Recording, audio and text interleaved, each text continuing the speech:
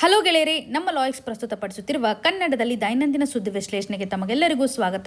ಇಂದು ನಾವು ನೋಡಲಿದ್ದೇವೆ MG ನರೇಗಾ ಪ್ರೋಗ್ರಾಮ್ಗೆ ಸಂಬಂಧಪಟ್ಟಂತೆ ರಿಪ್ಲೇಸ್ ಮಾಡಬೇಕು ಅನ್ನುವಂಥ ಆಸ್ಪೆಕ್ಟ್ನ ಆಧಾರದ ಮೇಲೆ ಒಂದು ಆರ್ಟಿಕಲ್. ಆದರೆ ಎಜುಕೇಷನ್ ರೆಗ್ಯುಲೇಷನ್ಗೆ ಸಂಬಂಧಿಸಿದಂತೆ, ಅದರಲ್ಲೂ ಹೈಯರ್ ಎಜುಕೇಷನ್ಗೆ ಸಂಬಂಧಪಟ್ಟಂಥ ಒಂದು ರೆಗ್ಯುಲೇಷನ್ ನಡಿನಲ್ಲಿ ಬದಲಾವಣೆಯನ್ನು ಮಾಡಬೇಕು ಅಂತ ತಮಿಳುನಾಡಲ್ಲಿರುವಂಥ ಒಂದು ಮಾಡೆಲ್ ವೆಲ್ಫೇರ್ ಲೆಡ್ ಗ್ರೋತು ಸಹ ಹೇಗೆ ಒಂದು ಇನ್ಕ್ಲೂಸಿವ್ ಗ್ರೋತನ್ನು ರಿಫ್ಲೆಕ್ಟ್ ಮಾಡ್ತಾ ಇದೆ ಅಂತ ಗಮನ ಹರಿಸ್ಬೋದು.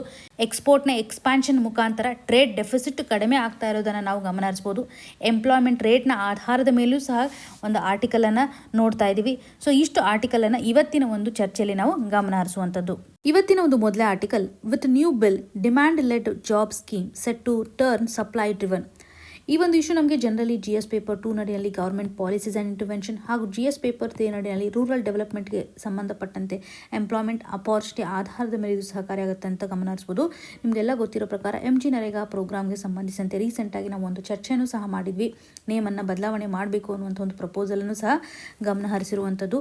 ಇವಾಗ ನೋಡಿ, ವಿಕಸಿತ್ ಭಾರತ್ ಯೋಜನೆ ಅಂತ ನಾವೇನು ಕರಿತೀವಿ, ವಿಕಸಿತ್ ಭಾರತ್ ಆ್ಯಕ್ಟ್ 2024 ನಡಿನಲ್ಲಿ ಪರ್ಟಿಕ್ಯುಲರ್ಲಿ ಸರ್ಕಾರ ಈ ಒಂದು MG ನರೇಗಾ ಪ್ರೋಗ್ರಾಮನ್ನು ರಿಪ್ಲೇಸ್ ಮಾಡೋದ್ರ ಮುಖಾಂತರ ವಿಕಸಿತ್ ಭಾರತ್ ನಡಿಯಲ್ಲಿ guarantee for Rozgar and Ajeevika ಮಿಷನ್ನನ್ನು ಬದಲಾವಣೆ ಮಾಡಬೇಕು ಅನ್ನುವಂಥದ್ದು. ಅಂದರೆ MG ನರೇಗಾ ಪ್ರೋಗ್ರಾಮಲ್ಲಿರುವಂಥ ಒಂದು ಇಂಟೆನ್ಷನನ್ನು ಕಂಪ್ಲೀಟ್ ಆಗಿ ಡೈವರ್ಟ್ ಮಾಡಬೇಕು, ಅದನ್ನು ರಿಪ್ಲೇಸ್ ಮಾಡಬೇಕು ಅನ್ನುವಂಥದ್ದಾಗಿರುವಂಥ ಒಂದು ಚರ್ಚೆಯನ್ನು ಮಾಡ್ತಾ ಇದ್ದಾರೆ. ಸೊ ಇದರಿಂದ ಡಿಮ್ಯಾಂಡ್ ಡ್ರಿವನ್ ಇರ್ಬೋದು ಅಥವಾ ರೈಟ್ ಬೇಸ್ಡ್ ಮಾಡೆಲನ್ನು ಇಲ್ಲಿ ತರಲಿಕ್ಕೆ ಮುಂದಾಗಿರುವಂಥ ಒಂದು ಬಿಲ್ ಇದೆ. ಸೊ ಇಲ್ಲಿರುವಂಥ ಒಂದು ಪ್ರಪೋಸಲ್. ಸೊ ಈ ಒಂದು ರೋಜ್ಗಾರ್ ಯೋಜನೆ ಏನಿದೆಯಲ್ಲ, ಪರ್ಟಿಕ್ಯುಲರ್ಲಿ ವಿಕಸಿತ್ ಭಾರತನ್ನು ಪ್ರಮೋಟ್ ಮಾಡ್ತಕ್ಕಂಥ ಈ ರೋಜ್ಗಾರ್ ಯೋಜನೆ 2011ರಲ್ಲಿ ministry of rural development launch ಮಾಡಿರೋದಾಗಿ ಗಮನ ಹರಿಸ್ಬೋದು. ಇದನ್ನು 2016ರಲ್ಲಿ ಬದಲಾವಣೆ ಮಾಡಿದ್ದಾರೆ, ನೇಮನ್ನು ಬದಲಾವಣೆ ಮಾಡಿದ್ದಾರೆ. ದೀನ್ ದಯಾಳ್ ಅಂತ್ಯೋದಯ ಯೋಜನೆ ಅಂತಲೇ ಗಮನ ಹರಿಸ್ಬೋದು, ನ್ಯಾಷನಲ್ ರೂರಲ್ ಲೈವ್ಲಿಹುಡ್ ಮಿಷನ್ ಆಗಿ.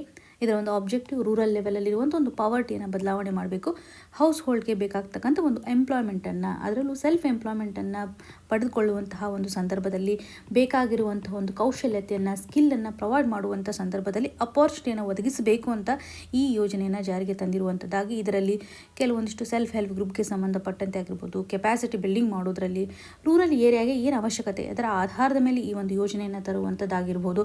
Financial inclusion, skill development, livelihood support, ಈ ರೀತಿಯಾಗಿ ಹಲವಾರು ಒಂದು ಇಂಟೆನ್ಷನನ್ನು ಇಟ್ಕೊಂಡು ಈ ಯೋಜನೆಯನ್ನು ಸ್ಟಾರ್ಟ್ ಮಾಡಿರೋದಾಗಿ ನೋಡ್ಬೋದು. ಇವಾಗ MG ನರೇಗಾ ಪ್ರೋಗ್ರಾಮ್ನೂ ಸಹ ಏನು ಹೇಳುತ್ತೆ, ರೂರಲ್ ಏರಿಯಾದಲ್ಲಿ ಒಂದು ಕೆಲಸವನ್ನು ಪ್ರೊವೈಡ್ ಮಾಡಬೇಕು, ಸೆಮಿ ಸ್ಕಿಲ್ಡ್ ವರ್ಕರ್ಗೆ ಸಂಬಂಧಿಸಿದಂತೆ ಒಂದು ಅವಕಾಶವನ್ನು ಕೊಡಬೇಕು. ಓಕೆ, ಸೊ ಈ ಆಧಾರದ ಮೇಲೆ ರೂರಲ್ ಏರಿಯಾದಲ್ಲಿರುವಂಥ ಒಂದು ಜಾಬ್ ಅಪಾರ್ಚುನಿಟಿಯನ್ನು ಕ್ರಿಯೇಟ್ ಮಾಡೋಕ್ಕಿರುವಂಥ ಯೋಜನೆಯನ್ನು ಮರ್ಜ್ ಮಾಡಬೇಕು, ರಿಪ್ಲೇಸ್ ಮಾಡಬೇಕು ಅನ್ನುವಂಥ ನಿಟ್ಟಿನಲ್ಲಿ ಸರ್ಕಾರ ಒಂದೇ ರೀತಿಯಂಥ ಯೋಜನೆ ಅಡಿಯಲ್ಲಿ ಸಹಕಾರಿ ಆಗ್ತಕ್ಕಂತಹ ಒಂದು ಪಾವರ್ಟಿ ಎಲಿವೇಷನ್ ಕಾರ್ಯವನ್ನು ತರಬೇಕು ಅಂತ ಇಲ್ಲಿ ಡಿಸ್ಕಷನನ್ನು ಮಾಡ್ತಾ ಇದ್ದಾರೆ. ಸೊ ಒಂದು ಶಿಫ್ಟ್ ಆಗುವಂಥ ಒಂದು ಸಾಧ್ಯತೆ ಇದೆ ಬಿಲ್ಲಲ್ಲಿರುವಂಥ ಪ್ರಪೋಸಲ್ ಅಂತ ನೋಡಿ. ಸೊ ಇಲ್ಲಿ ನೋಡಿ, ನಾವು ಇಷ್ಟು ಡಿಸ್ಕಸ್ ಮಾಡಿದ್ದೀವಲ್ಲ, ಇಲ್ಲಿ ನಿಮಗೆ ಕ್ವಶನ್ಸ್ಗಳು ಯಾವ ರೀತಿಯಾಗಿ ಬರ್ಬೋದು ಅಂತಂದರೆ, ಈ ಒಂದು ಯೋಜನೆ ಇಂಟೆನ್ಷನ್ ಏನಿದೆ. ಓಕೆ, ಸೊ ಇವಾಗ ಸಪ್ಲೈ ಡ್ರಿವನ್ ಆಸ್ಪೆಕ್ಟನ್ನು ಇಲ್ಲಿ ಗಮನ ಹರಿಸುವಂಥದ್ದಾಗಿರ್ಬೋದು, ಅಥವಾ ಡೇಸ್ಗಳಲ್ಲಿ ಬದಲಾವಣೆ ಮಾಡ್ಬೋದು. 100 ದಿನ ಇರುವಂಥ ಒಂದು ವೇಜ್ ಎಂಪ್ಲಾಯ್ಮೆಂಟ್ ಕಂಡೀಷನನ್ನು 125 ದಿನಕ್ಕೆ.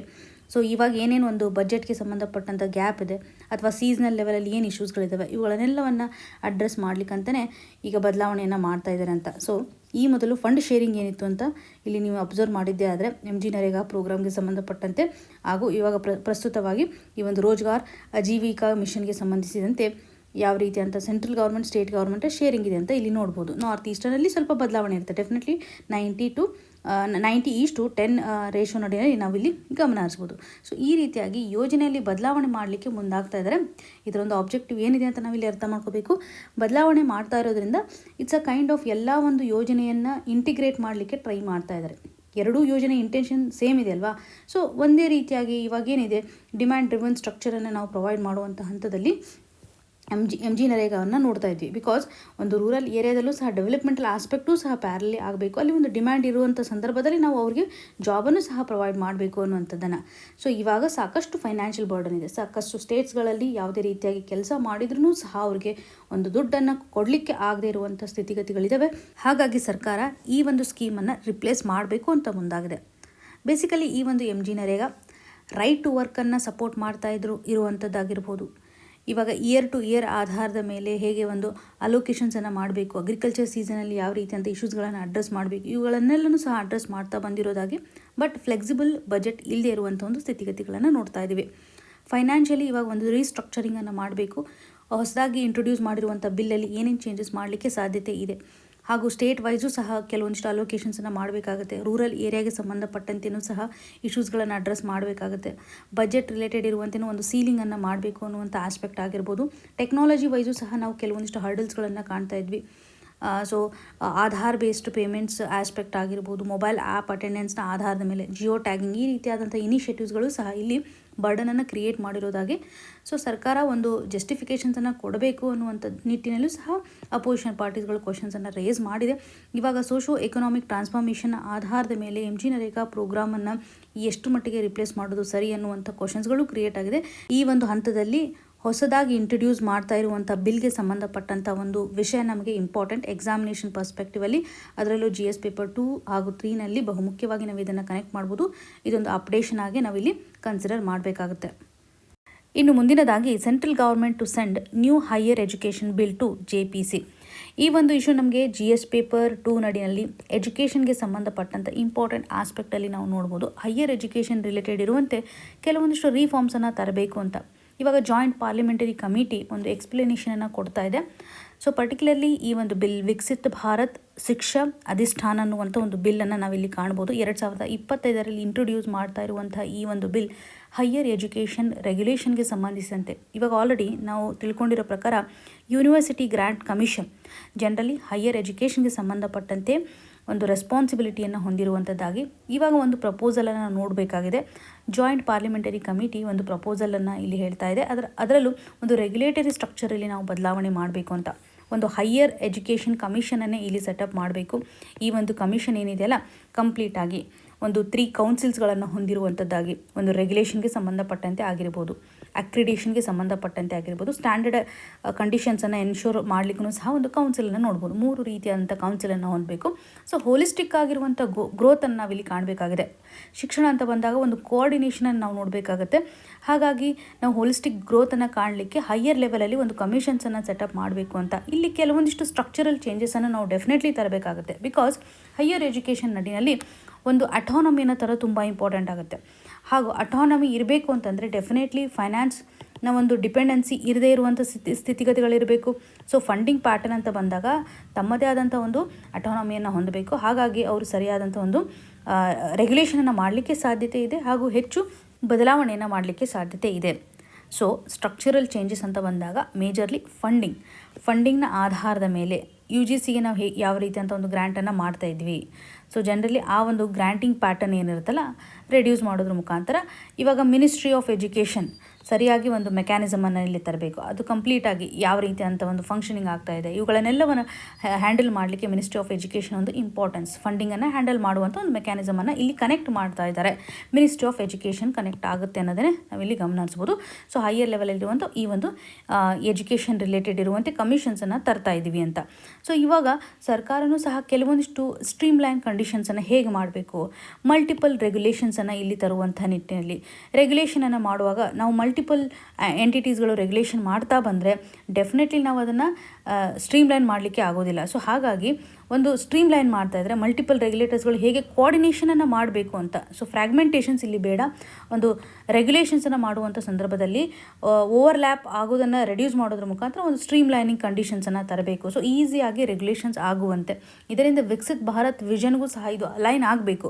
ಸೊ ಎಜುಕೇಷನ್ಗೆ ಸಂಬಂಧಪಟ್ಟಂಥ ಗವರ್ನೆನ್ಸಲ್ಲಿ ಹರ್ಡಲ್ಗಳು ಕ್ರಿಯೇಟ್ ಆಗಬಾರ್ದು, ತೊಂದರೆಗಳು ಆಗಬಾರ್ದು ಅನ್ನುವಂಥ ನಿಟ್ಟಿನಲ್ಲಿ ಪ್ರೋಸೆಸ್ಸನ್ನು ಸ್ಟ್ರೀಮ್ಲೈನ್ ಮಾಡ್ತಾ ಇದ್ದಾರೆ. ರೆಗ್ಯುಲೇಷನ್ ಅಂತ ಬಂದಾಗ ಪ್ರೋಸೆಸ್ಸನ್ನು ಸ್ಟ್ರೀಮ್ಲೈನ್ ಮಾಡ್ತಾ ಇದ್ದಾರೆ.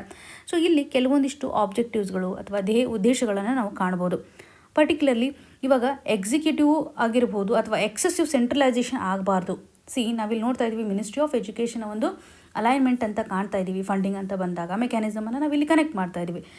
ಈ ಒಂದು ಹಂತದಲ್ಲಿ ಎಕ್ಸೆಸಿವ್ ಆಗಿ ಸೆಂಟ್ರಲೈಸೇಷನ್ ಆಗಬಾರ್ದು ಅಂತ. Because institutional autonomy is very very important. ಇವಾಗೇನೋ ಒಂದು ಮೆಕ್ಯಾನಿಸಮನ್ನು ತರ್ತಾ ಇದ್ದೀವಿ, ಇನ್ಸ್ಟಿಟ್ಯೂಷನಲ್ಲಿ ಒಂದು ಅಟಾನಮಿ ಇಂಪಾರ್ಟೆಂಟ್ ಆಗುತ್ತೆ.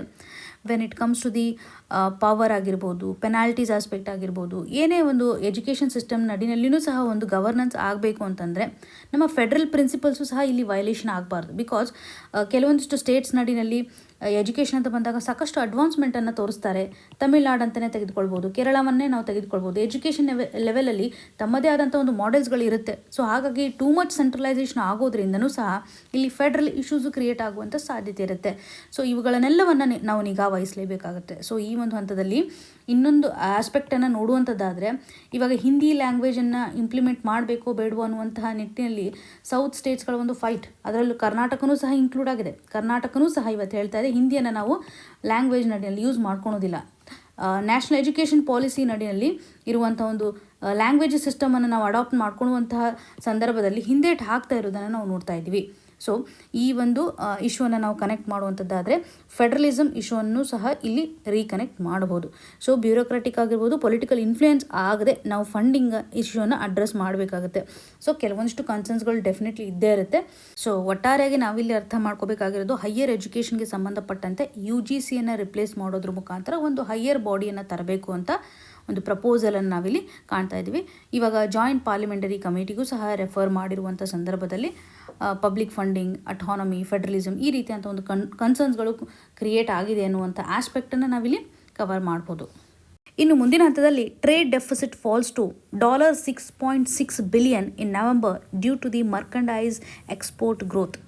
ಸೊ ಟ್ರೇಡ್ ಡೆಫಿಸಿಟಲ್ಲಿ ಬದಲಾವಣೆ ಆಗ್ತಾ ಇದೆ, ರೆಡ್ಯೂಸ್ ಆಗ್ತಾ ಇದೆ ಅಂತ ಮೆನ್ಷನ್ ಮಾಡಿದ್ದಾರೆ. ಇದಕ್ಕೆ ಮೇಜರ್ ಕಾಂಟ್ರಿಬ್ಯೂಟರ್ ಏನು ಅಂತಂದರೆ ಮರ್ಕಂಡೈಸ್ ಎಕ್ಸ್ಪೋರ್ಟ್, ಗೂಡ್ಸ್ಗಳನ್ನು ನಾವು ಎಕ್ಸ್ಪೋರ್ಟ್ ಮಾಡ್ತಾ ಇರೋದ್ರಿಂದ ಗೂಡ್ಸಲ್ಲಿ ಇರ್ತಕ್ಕಂಥ ಒಂದು ಗ್ರೋತ್ ಚೆನ್ನಾಗಿ ಇವಾಗ ನಾವು ಎಕ್ಸ್ಪೋರ್ಟನ್ನು ಮಾಡ್ತಾ ಇದ್ದೀವಿ. ಸೊ ಟ್ರೇಡ್ ಡೆಫಿಸಿಟ್ ರೆಡ್ಯೂಸ್ ಆಗಿದೆ. ನೋಡಿ, ನೀವು ಇಲ್ಲಿ ಅಬ್ಸರ್ವ್ ಮಾಡ್ಬೋದು 2024 ನವೆಂಬರಲ್ಲಿರುವಂಥ ಒಂದು ಸ್ಥಿತಿಗತಿಗಳು ಯಾವ ರೀತಿಯಾಗಿದೆ, ಇಂಪೋರ್ಟ್ ಯಾವ ರೀತಿಯಾಗಿತ್ತು, ಎಕ್ಸ್ಪೋರ್ಟ್ ಯಾವ ರೀತಿಯಾಗಿತ್ತು. ಬ್ಲೂ ಕಲರೇಷನ್ ಏನಿದೆಯಲ್ಲ ಎಕ್ಸ್ಪೋರ್ಟ್ನ ಒಂದು ರಿಫ್ಲೆಕ್ಷನ್ನ ಮಾಡ್ತಾ ಇದೆ. ಇಂಪೋರ್ಟ್ ಅಂತ ಬಂದಾಗ ಇಲ್ಲಿ ನೀವು ನೋಡ್ಬೋದು ರೆಡ್ ಕಲರೇಷನ್. ಸೊ ಇಂಪೋರ್ಟಲ್ಲಿ ಅಷ್ಟೊಂದು ನಾವು ಬದಲಾವಣೆಯನ್ನು ಕಾಣ್ತಾ ಇಲ್ಲ. ಕಳೆದ ನವೆಂಬರ್ ಹಾಗೂ ಈ ನವೆಂಬರ್ 2025 ನವೆಂಬರ್ಗೆ ಕಂಪೇರ್ ಮಾಡಿದರೆ ಒಂದು ಲೆವೆಲಿಗೆ ಓಕೆ ಇದೆ. But when it comes to the export part ಅಲ್ಲ, ತುಂಬ ಒಂದು ಚೇಂಜಸನ್ನು ನೀವು ಇಲ್ಲಿ ಕಾಣ್ಬೋದು ಕಳೆದ ಒಂದು ನವೆಂಬರನ್ನು ಕಂಪೇರ್ ಮಾಡಿದಾಗ.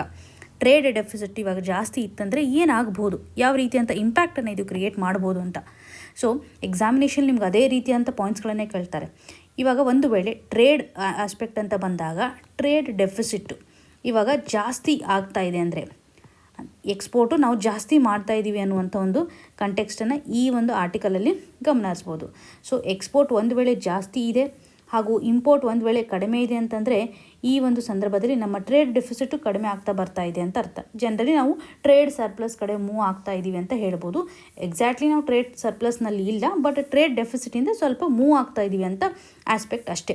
ಟ್ರೇಡ್ ಡೆಫಿಸಿಟ್ ಅಂತಂದರೆ ಜನರಲಿ ನಾವು ಇಂಪೋರ್ಟನ್ನು ಜಾಸ್ತಿ ಮಾಡ್ಕೋತಾ ಇದ್ದೀವಿ ಅಂತ ಹೇಳ್ಬೋದು, ಎಕ್ಸ್ಪೋರ್ಟನ್ನು ಕಡಿಮೆ ಮಾಡ್ತಾ ಇದ್ದೀವಿ. ಜನರಲ್ ಕಂಪ್ಯಾರಿಸನ್ ಆಧಾರದ ಮೇಲೆ ಎರಡಕ್ಕೂ ನೀವು ಎಕ್ಸ್ಪೋರ್ಟ್ ಮತ್ತು ಇಂಪೋರ್ಟನ್ನು ಕಂಪೇರ್ ಮಾಡೋದ್ರ ಮುಖಾಂತರ ಇದನ್ನು ಹೇಳಬೇಕಾಗತ್ತೆ. ಇಲ್ಲಿ ನೀವು ನೋಡ್ಬೋದು ಟ್ರೇಡ್ ಡೆಫಿಸಿಟ್ ಕಡಿಮೆ ಆಗಿದೆ ಅಂತಂದರೆ ಕಳೆದ ಒಂದು ವರ್ಷದ ಡೇಟಾವನ್ನು ಕಂಪ್ಯಾರಿಸನ್ ಮಾಡೋದ್ರ ಮುಖಾಂತರ ಹೇಳ್ತಾ ಇದ್ದಾರೆ, ಅಷ್ಟೇ ಸಿಂಪಲ್ ಆಗಿ. ಇದರ ಅರ್ಥ ನಾವು ಕಂಪ್ಲೀಟಾಗಿ ಟ್ರೇಡ್ ಡೆಫಿಸಿಟನ್ನು ತೋರಿಸ್ತಾ ಇಲ್ಲ ಅಂತಲ್ಲ, ಬಟ್ ರೆಡ್ಯೂಸ್ ಆಗ್ತಾ ಇದೆ ಅಂತ. ಟ್ರೇಡ್ ಡೆಫಿಸಿಟ್ ಆಗೋದ್ರಿಂದ ಏನಾಗುತ್ತೆ, ನಮ್ಮ ಒಂದು ಆರ್ಥಿಕತೆಗೆ ಯಾವ ರೀತಿಯಂಥ ಇಂಪ್ಯಾಕ್ಟನ್ನು ಕ್ರಿಯೇಟ್ ಮಾಡುತ್ತೆ. ಡೆಫಿನೆಟ್ಲಿ ಇದು ಕರೆನ್ಸಿಯ ಡಿಪ್ರಿಸಿಯೇಷನನ್ನು ಕ್ರಿಯೇಟ್ ಮಾಡುತ್ತೆ. ನಮ್ಮ ಒಂದು ರುಪಿ ವ್ಯಾಲ್ಯೂವನ್ನು ಕಳೆದುಕೊಳ್ತಾ ಇರೋದು, ಡಾಲರ್ನ ಮುಂದೆ ನಮ್ಮ ರುಪಿ ವ್ಯಾಲ್ಯೂವನ್ನು ಕಳೆದುಕೊಳ್ಳುತ್ತೆ ಅನ್ನೋದನ್ನ ಗಮನ ಹರಿಸ್ಬೋದು. ಇದರೊಂದಿಗೆ ಇನ್ಫ್ಲೇಷನ್ ಆಗುತ್ತೆ. ಇನ್ಫ್ಲೇಷನ್ ಅಂತ ಬಂದಾಗ ಇಲ್ಲಿರುವಂತಹ ಗೂಡ್ಸ್ ಆ್ಯಂಡ್ ಸರ್ವಿಸಸ್ಗಳ ಪ್ರೈಸಸ್ಗಳು ಜಾಸ್ತಿ ಆಗುತ್ತೆ. ಭಾರತದಲ್ಲಿರುವಂಥ ಗೂಡ್ಸ್ ಆ್ಯಂಡ್ ಸರ್ವಿಸಸ್ಗಳ ಪ್ರೈಸ್ಗಳು ಜಾಸ್ತಿ ಆಗೋದನ್ನು ನೋಡ್ತಾ ಇದ್ದೀವಿ. ಹಾಗೂ ಇಂಪೋರ್ಟ್ ಜಾಸ್ತಿ ಮಾಡ್ಕೊಳ್ತಾ ಇರೋದ್ರಿಂದ ನಮ್ಮ ಒಂದು ಫಾರೆಕ್ಸ್ ಕರೆನ್ಸಿನೂ ಸಹ ರೆಡ್ಯೂಸ್ ಆಗ್ತಾ ಬರುತ್ತೆ. ಫಾರೆಕ್ಸ್ ರಿಸರ್ವು ಸಹ ಡೌನ್ ಆಗ್ತಾ ಇರೋದನ್ನು ಗಮನ ಹರಿಸ್ಬೋದು. ಜನರಲಿ ಒಂದು ಸಾಲ ಅನ್ನೋದು ಜಾಸ್ತಿ ಆಗ್ತಾ ಹೋಗುತ್ತೆ, ಡೆಟ್ ಜಾಸ್ತಿ ಆಗುತ್ತೆ. ಈ ಮೊದಲು ನಾವು ಇಂಪೋರ್ಟ್ ಮಾಡ್ಕೋತಾ ಇರ್ತೀವಲ್ಲ, ಸೊ ಈ ಒಂದು ಸಂದರ್ಭದಲ್ಲಿ ನಾವು ಹೆಚ್ಚು ಎಕ್ಸ್ಪೆಂಡಿಚರನ್ನು ಮಾಡ್ತಾ ಹೋದರೆ, ಹೆಚ್ಚು ರುಪೀಸನ್ನು ಖರ್ಚು ಮಾಡ್ತಾ ಹೋದರೆ ಡೆಫಿನೆಟ್ಲಿ ಒಂದು ಸಾಲವನ್ನು ಸಹ ಪ್ರೈವೇಟ್ ಎಂಟಿಟೀಸ್ ನಡಿನಲ್ಲೂ ಕ್ರಿಯೇಟ್ ಆಗೋದನ್ನು ನೋಡ್ಬೋದು. ಇದರೊಂದಿಗೆ ಎಂಪ್ಲಾಯ್ಮೆಂಟ್ ಕಂಡೀಷನ್ನು ಸಹ ಗಮನ ಹರಿಸುವಂಥದ್ದಾದರೆ ಎಂಪ್ಲಾಯ್ಮೆಂಟ್ ಆಸ್ಪೆಕ್ಟ್ಗೆ ಇದು ಇಂಪ್ಯಾಕ್ಟನ್ನು ಕ್ರಿಯೇಟ್ ಮಾಡುತ್ತೆ ಅಂತ. ನಾವು ಇಂಪೋರ್ಟನ್ನೇ ಜಾಸ್ತಿ ಮಾಡ್ಕೊಳ್ತಾ ಇದ್ದೀವಿ ಅಂತಂದರೆ ಪ್ರೊಡಕ್ಷನ್ ಆ್ಯಕ್ಟಿವಿಟೀಸ್ಗಳು ಇಲ್ಲಿ ನಡೀತಾ ಇಲ್ಲ ಅಂತ ಅರ್ಥ. ನಾವೇ ಇವತ್ತು ಮ್ಯಾನುಫ್ಯಾಕ್ಚರ್ ಮಾಡ್ತಾ ಇಲ್ಲ ಅಂತ ಅರ್ಥ. ಪ್ರೊಡಕ್ಷನ್ ಆಗ್ತಾ ಇಲ್ಲ ಅಂತಂದರೆ ಡೆಫಿನೆಟ್ಲಿ ಇಲ್ಲಿ ಜಾಬ್ ಕ್ರಿಯೇಷನ್ ಆಗೋದಿಲ್ಲ, ನಮ್ಮಲ್ಲಿ ಜಾಬ್ ಕ್ರಿಯೇಷನ್ ಆಗುವಂಥದ್ದು ಕಡಿಮೆ ಆಗ್ತಾ ಬರುತ್ತೆ. ಸೊ ಈ ಒಂದು ಕನೆಕ್ಟಿವಿಟಿ ನಮಗೆ ಇಂಪಾರ್ಟೆಂಟ್ ಆಗುತ್ತೆ. ಎಕ್ಸಾಮಿನೇಷನಲ್ಲೂ ಸಹ ಟ್ರೇಡ್ ಡೆಫಿಸಿಟ್ನಿಂದ ಏನು ಇಂಪ್ಯಾಕ್ಟ್ ಆಗುತ್ತೆ, ನಮ್ಮ ಒಂದು ಎಕನಾಮಿಕ್ ಗ್ರೋತ್ ಮೇಲೆ ಯಾವ ರೀತಿಯಾದಂಥ ಇಂಪ್ಯಾಕ್ಟನ್ನು ಇದು ಕ್ರಿಯೇಟ್ ಮಾಡುತ್ತೆ.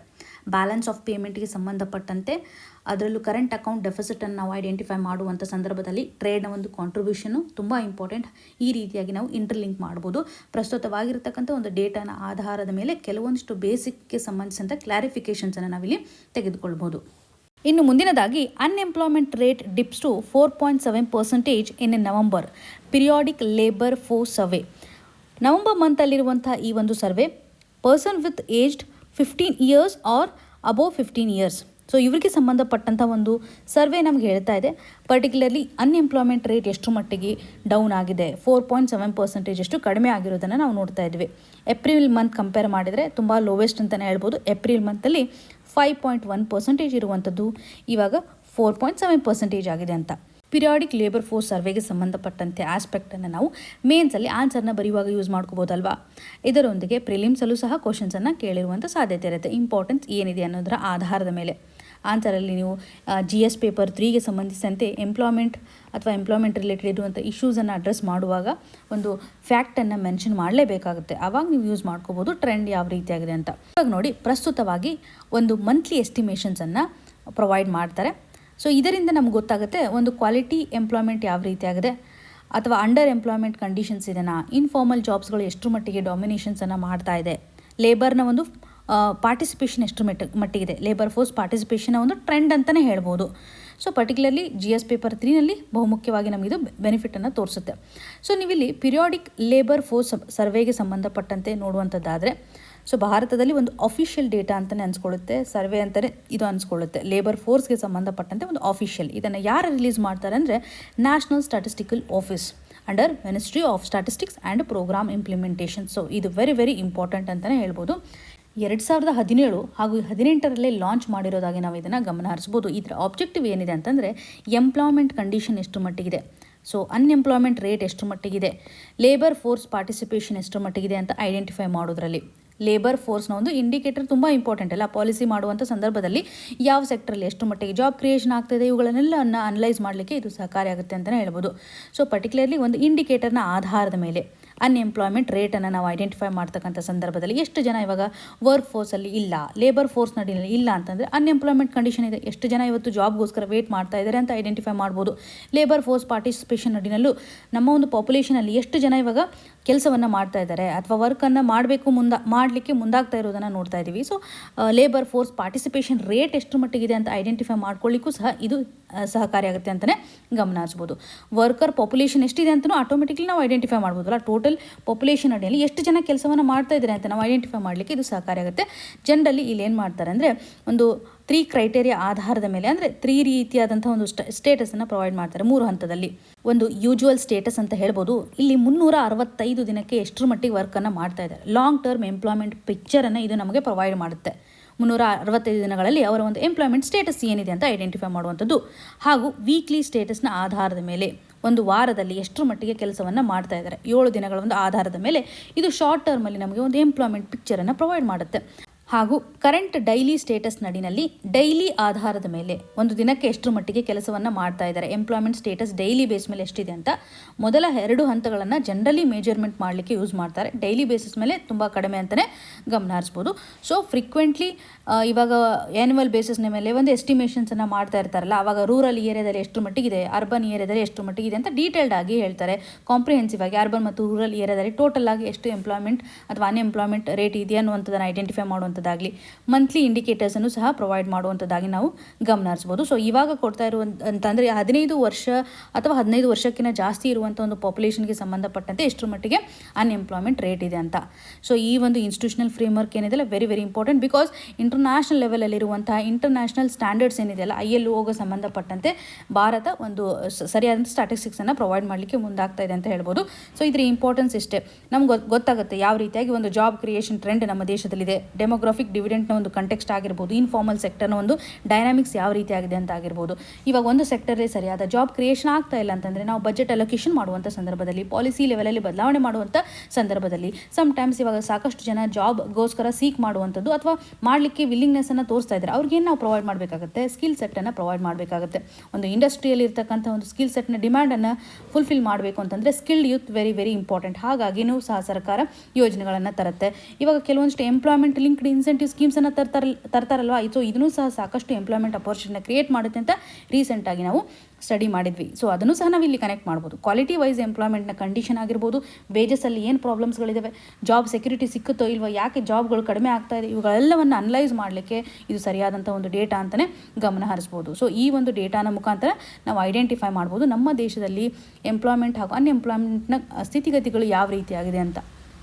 ಇನ್ನು ಮುಂದಿನದಾಗಿ ಬ್ರಾಡ್ ಬೇಸ್ಡ್ ಡೆವಲಪ್ಮೆಂಟ್ ಮಾಡೆಲ್. ಈ ಒಂದು ಇಶ್ಯೂ ನಮಗೆ GS ಪೇಪರ್ 3 ನಡಿನಲ್ಲಿ ಗ್ರೋತ್ ಆ್ಯಂಡ್ ಡೆವಲಪ್ಮೆಂಟ್ ಆಸ್ಪೆಕ್ಟಲ್ಲಿ ಬಹುಮುಖ್ಯವಾಗಿ ಸಹಕಾರಿ ಆಗುತ್ತೆ ಅಂತಲೇ ಹೇಳ್ಬೋದು.